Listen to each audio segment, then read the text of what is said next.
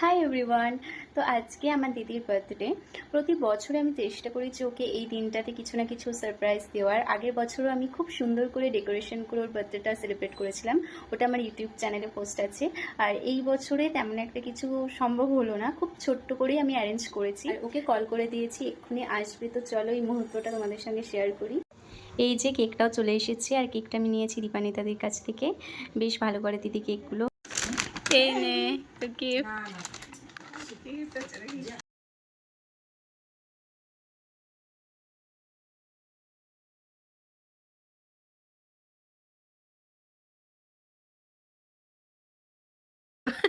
Thank you.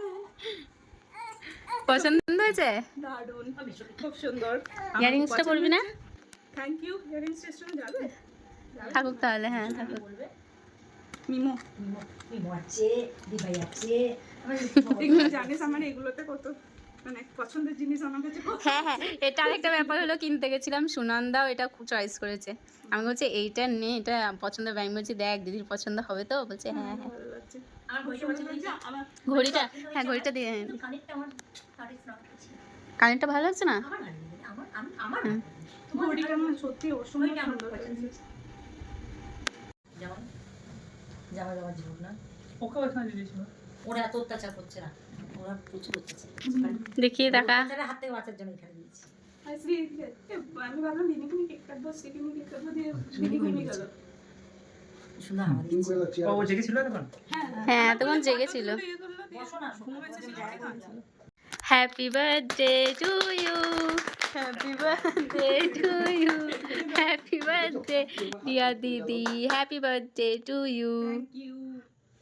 Happy birthday. Happy birthday. দেখে নিলে এদিক ওদিক করে ঘুরে ঘুরে দেখে নিলে। কোথায় কে আছে? ও বাবা, ওরা দুষ্টু করছে না রূপু, নিস্তব্ধই গেল কি ওরা সব দুষ্টু করছে না, সবাইকে দোলাই দিয়ে দেবো। আনিস রন্ধাই দাদুর ঝাড় থেকে কঞ্চি কেটে এনে সবাইকে দোলাই দিয়ে দেবো। হ্যাঁ, বাবা হাসি দেখো। চিনি বাটি নিচে দাও। হুম? চিনি বাটি নিচে দাও। না, এই কাকু- দারুণ খেতে কেকটা। বাড়ির লোক কেউ বাইরে নেই এখানে। আর দিদিরা এনেছিল আইসক্রিম। তো কেক কাটিংয়ের পর আমরা সবাই আইসক্রিম খেলাম। আর ডিনারে আজকে ছিল নান পরোটা, চিলি চিকেন আর চানা। তো আজকের ভিডিওটা এইটুকুই, টাটা।